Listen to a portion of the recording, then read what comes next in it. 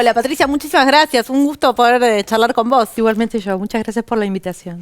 Y bueno, si bien creo que en el sentido común todos escuchábamos hablar alguna vez del Alzheimer, ¿nos podés contar un poquito cuáles son las características de esta La enfermedad de Alzheimer es un tipo de demencia, porque al momento actual podemos considerar que en la población se dan distintos tipos de demencia y está relacionado con el tipo de alteración que los sujetos con demencia tienen.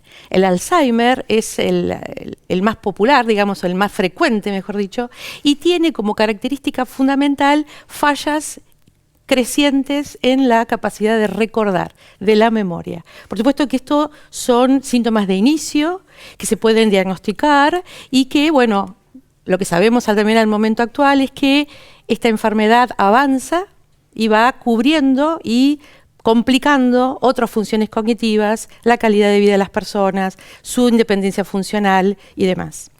¿Y cómo se hace un diagnóstico? Porque me imagino que no alcanza con ver que una persona tiene fallas en la memoria, ¿no? Hay que hacer otro tipo de test, exámenes, ¿cómo se hace? Correcto. Un diagnóstico de fallas de memoria. Primero quiero decir que las fallas de memoria son muy frecuentes. Es muy común escuchar que los adultos mayores se quejen de fallas de memoria. Por eso es importantísimo poder hacer un diagnóstico de cómo es esa falla de memoria, ¿qué aspecto de la memoria está alterada? Con respecto al Alzheimer o a la patología de la memoria, son fallas de memoria episódica. Es decir, hay una falla de recuperar información de eventos vividos. De episodios, De claro. episodios, Claro. de la vida personal de los sujetos. Yo y eso es escuché, muy común. un ejemplo que me pareció claro, a ver qué te parece. Que es que si uno, por ejemplo, fue al cine ayer y no se acuerda quiénes eran los actores de la película, bueno, quizás no pasa nada, nos puede pasar a cualquiera. Pero si no te acordás de que fuiste al cine, Exacto. ahí ya es una señal como para consultar. Correcto. Es súper importante esto que decís, porque por supuesto que siempre hay que concurrir ante una falla de memoria, hay que solicitar una consulta con un neurólogo que sabrá orientar, pero es importantísimo poder discriminar la falla de memoria, que puede ser el signo de inicio de alguna falla cognitiva más general, tiene que tener un impacto en mi vida. Es decir, olvidarse de tomar la medicación, por supuesto dejar las hornallas abiertas, olvidar citas que generan después complicaciones. Uno se prepara para ir a una cita de un médico, deja todo ordenadito, llega a la consulta del médico y olvidó el carnet o olvidó la placa que tenía que llevar. Es decir, estas fallas de memoria que finalmente generan dificultades en el desarrollo de la vida cotidiana, esas son las pautas de alarma. Como vos decís, olvidarme del nombre de un actor o el nombre...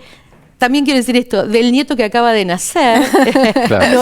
Claro. Me acuerdo de los nietos más grandes, pero ¿cómo es el nieto que acaba de nacer? Y es información nueva, eso cuesta más aprenderlo. Pero el diagnóstico entonces, porque creo que te interrumpimos, estabas contando cómo se hace el diagnóstico de Alzheimer. Bien, el diagnóstico entonces es una consulta con un médico neurólogo, un neurólogo cognitivo, que sabrá hacer una anamnesis, es decir, una recolección de datos que tienen que ver con cuestiones neurológicas, la medicación que toma, examen neurológico, un laboratorio específico para valorar carencias de vitamina, o sea, toda una serie de laboratorios sangre, orina, de sangre, exactamente, sangre, okay. Y una evaluación cognitiva y una imagen de cerebro.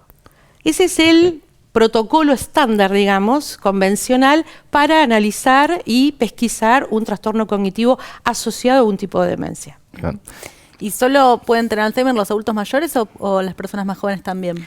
Bueno, esa es una pregunta interesante porque por definición la enfermedad de Alzheimer, en particular estamos hablando de este tipo de demencia, es una enfermedad del adulto mayor. Es decir, por eso también está muy divulgado, o sea, al aumentar la expectativa de vida, cuanto más viejos haya, más personas adultas, más alta es la frecuencia de poder pescarse un Alzheimer o tener Alzheimer. Claro. Entonces, es una enfermedad del adulto mayor, pero afortunadamente por la divulgación y por de estos programas y la divulgación, las personas que empiezan a tener fallas de memoria consultan más tempranamente, que eso es súper importante, y entonces podemos ver que tal vez, bueno, el inicio de esta patología sea en edades más tempranas. ¿Se entiende? Es decir, Que antes no se sabía porque la gente no consultaba. Bueno, claro, y tarda en antes- desarrollarse, digamos, hay un inicio.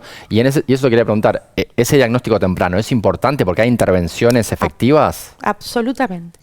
Fundamentalmente, para hacer un buen diagnóstico, el diagnóstico temprano es fundamental. Y porque entre que nosotros pensamos en Alzheimer y pensamos en un paciente que perdió su identidad, que siempre está asociado a lo sombrío, Sí. a la pérdida de lo que fue esa persona. Y en realidad, hasta que llegue a esa instancia, pasan muchos, pero muchos años. Y hay muchas cosas para hacer, por supuesto, desde intervención farmacológica e intervención no farmacológica. Patricia, vos particularmente, ¿de qué manera trabajás?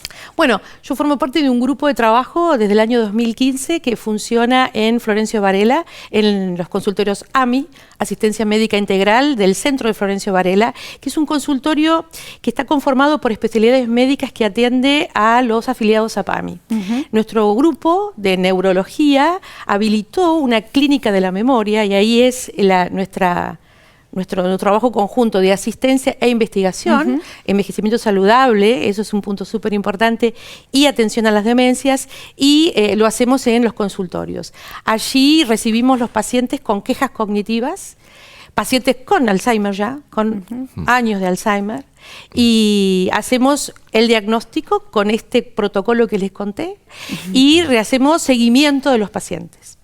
Y además hacen algún tipo de tratamiento para que la calidad de vida mejore, ¿no? Sí, cuando el paciente es detectado con una falla cognitiva, de memoria, de atención o de lenguaje, ya vamos a abrir un poquito más, es fundamental ingresar o que trabaje en lo que se denomina estimulación cognitiva. Nosotros, acabamos de adaptar un programa de estimulación cognitiva, que es un programa que se utiliza en distintas partes, en otros países también, que es un programa de estimulación grupal que consiste en asistir de manera semanal, 1 hora y media por semana, 14 sesiones de distintos tópicos, intereses y funciones cognitivas en cada grupo, en cada sesión.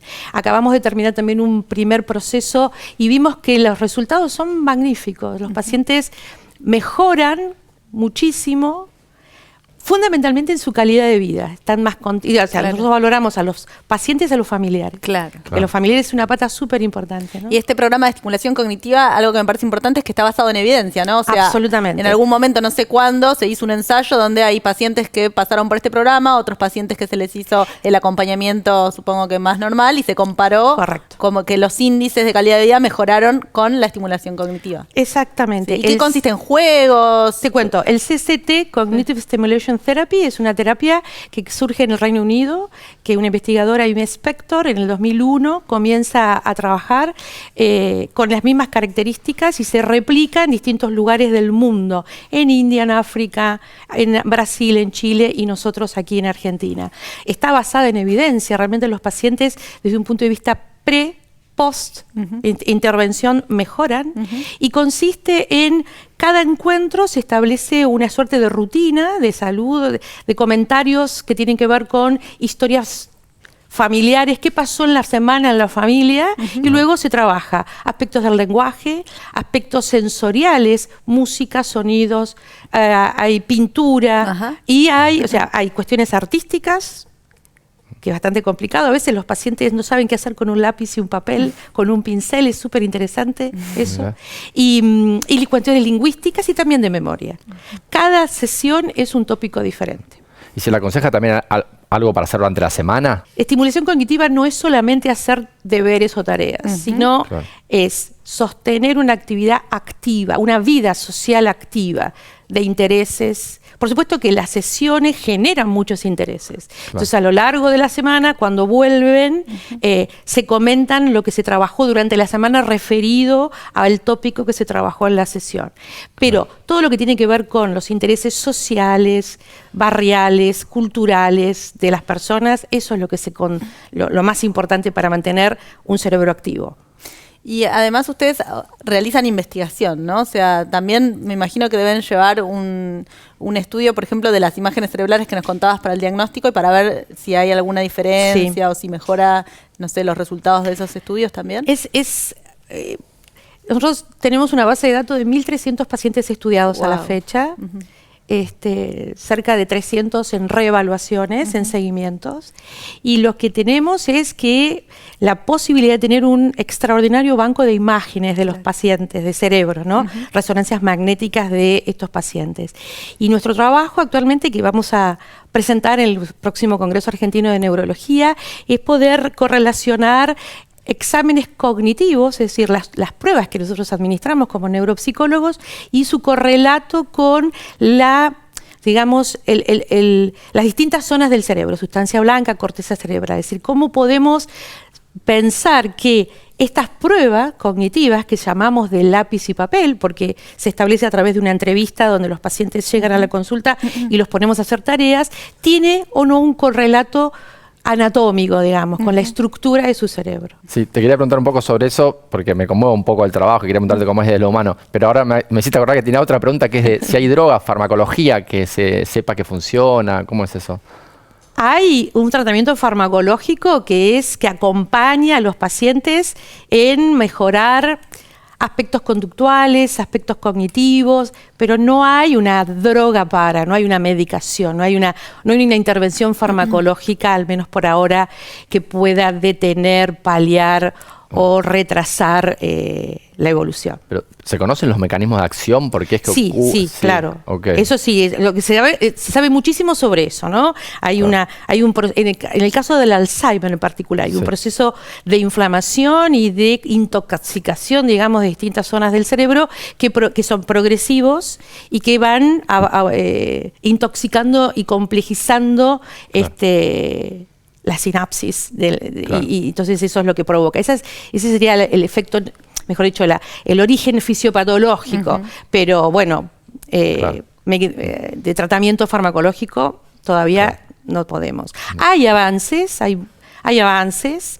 pero todavía experimental. Claro. Y ahora con la otra pregunta que te quería hacer, Andy, ¿cómo es desde lo humano, ¿no? Trabajar con pacientes, ver que los ayudás en que tengan una mejor calidad de vida, ¿qué te pasa a vos? ¿Qué le pasa a la familia? Qué importante esto que vos hables del paciente y de la familia, ¿no? Que a veces no se tiene tan en cuenta y las enfermedades nos atraviesan a todos, ¿no? Absolutamente.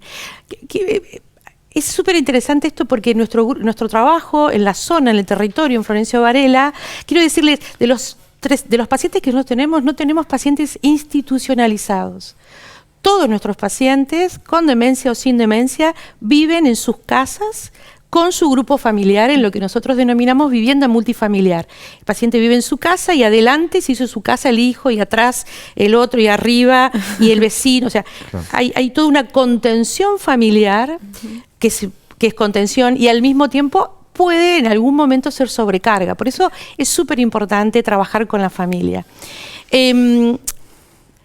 A mí, lo que a mí me pasa con nuestros pacientes es que me gusta mucho trabajar con ellos, porque me parece que es una oportunidad de encontrarme con una historia, con una vivencia. Nosotros realizamos también dentro de la historia clínica un cuestionario familiar, digamos, y relevamos información de cuál ha sido su ocupación, a qué se ha dedicado. Tenemos un cuestionario de reserva cognitiva donde preguntamos si el paciente le gusta la música, si le gusta, qué le gustaba hacer. Entonces, recuperar esa información es una de las cosas que más me gustan, porque estoy en presencia de una persona con historia y memorias que puede estar perdiéndolas, pero bueno, ser escucha de eso es muy reconfortante. Patricia, hermoso todo lo que decís, la verdad que daría para charlar muchísimo más, pero bueno, tenemos que ir cerrando, así que te agradecemos, muchísimas gracias por venir acá a la Liga de la Ciencia. Muchísimas gracias a ustedes. Bueno, muchas gracias, Patricia. Nosotros nos vamos un corte, pero enseguida volvemos con más La Liga de la Ciencia. No se vayan, quédense ahí, ya vimos. La Liga de la Ciencia es alfa, es beta. La Liga de la Ciencia. Hay un portal, hay un sitio, hay un canal donde el conocimiento toma la palabra. Todo Ciencia. Todociencia.com.ar. Mucho más que noticias científicas.